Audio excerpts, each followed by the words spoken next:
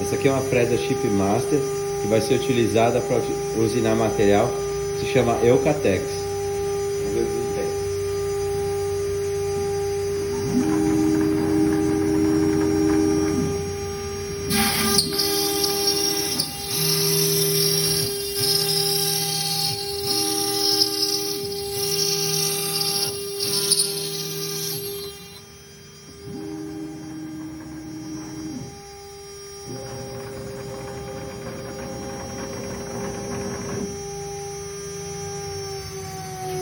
Ver como ficou.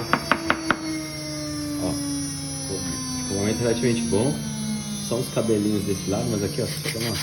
é bem levinho, não tem rebarba pesada. Só dá uma passadinha bem leve.